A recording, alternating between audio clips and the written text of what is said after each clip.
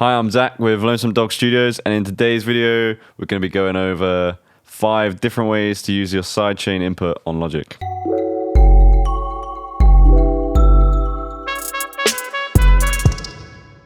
So you beat makers probably know a lot about sidechaining your kick or sidechain track to basses, for example. But there's actually many different ways you can use sidechain to create clarity in your mixes.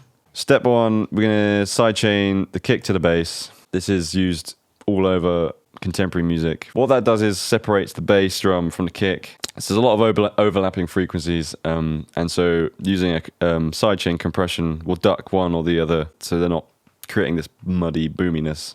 So we're going to click on the kick. This is our kick. We're going to send that to a bus 32, because bus 32 is not being used. We're going to make sure that's on no output. Otherwise, you're going to double the volume of the kick, basically. So we don't want to hear that. We only want the compressor to see that on the bass track. So we'd open a compressor, and voila, we set the side. We've already set the sidechain to the kick, but we'd find that on the bus 32 kick. Easy. So this is quite an obvious feature and is mainly used if you like that pumping sound creatively. It creates this movement that is, all over contemporary music. So a less obvious way of doing this is opening either a multi-band compressor or a dynamic EQ. So we're going to use FabFilter's Pro multi-band. We're going to make that into a low cut. Set the sidechain to bus 32, which is our kick. Go on Expert, click External, and you can see it's acting on the kick, which you can see here. We're going to set the range down to pretty low, so it's quite obvious, but it's less obvious than ducking all the frequencies down, which is what our main compressor is doing. So yeah, 2 ways of doing that. Next step. Sidechain example number 2 is creating clarity with other instruments that you wouldn't expect. So the one thing that needs to be the clearest in our mixes is often vocals, lead vocals. So here are our lead vocals. 'Cause I come alive when those lights turn green. And things that often get in the way with vocals are rhythm guitar, synths, keyboards. Any of them can have a lot of overlapping or similar frequencies and overlapping frequencies to the vocals. So what we could do is we can use a sidechain once again on the multiband to duck out frequencies where the vocals sit on your rhythm guitar. So I'll just show you.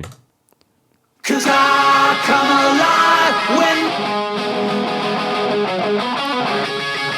I drive faster. So in this busy track, which I won't show you the rest of, but there's a lot going on and the vocals don't quite cut through. Doing things like this over your rhythm guitars, for example, will just create that little bit extra room and not have an impact on the sound of the guitars, because they'll only be ducking when the vocals are going past a certain threshold. 'Cause I come alive when Obviously, when the vocals stop, the guitars will sound perfectly flat and natural again. So that's step number 2. Step number 3 is using a sidechain without a sidechain input. So your sidechain is always set to internal. It's not off, it's on internal.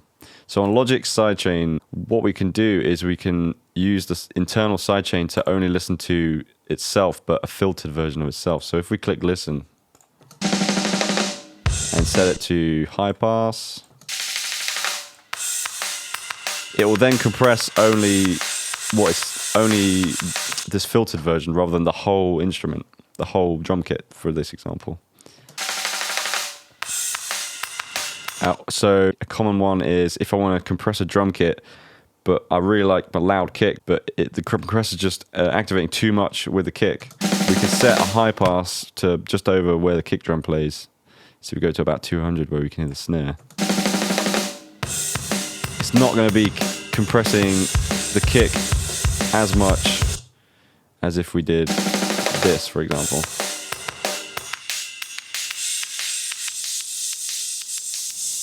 And we can set this Q up as well so we can get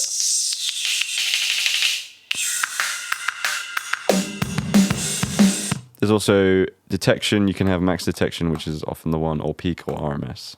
But yeah, it's a useful feature. You can do that in range of instruments. Very useful. Step number 4. Step number 4 is very important for vocal clarity again, a bit like step 2. So we'll find the vocals. So for this track, it's really wet, it's really delayed, it's really heavy reverb. And it's hard to be young, but it pains to grow old. So as you can hear, as you can still hear, that is a massive amount of delay.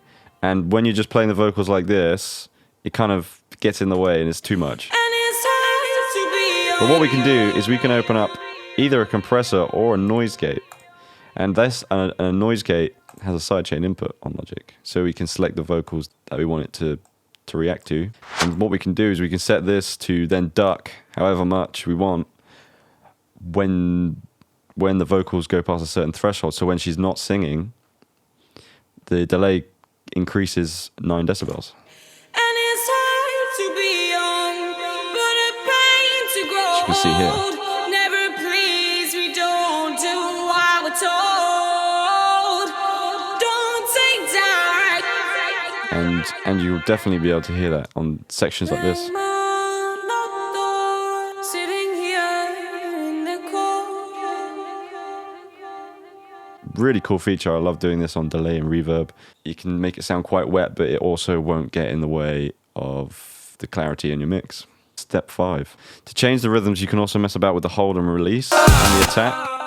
This will create how choppy you want that rhythm to be, or how exact. So if I took the attack and release down, it would sound super choppy.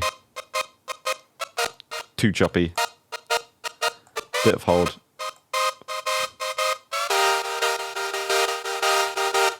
Yeah, experiment with that. It's really cool. You can use it on so many tracks. I love doing that. There you go. That's all 5 ways of sidechaining. So there it is, guys. Hope you found them ways of sidechaining useful or interesting. Give them a go in your next tune if you're struggling for ideas, especially these creative ones. They're a lot of fun. Leave a like if you enjoyed this video, and I'll see you in the next one. Cheers.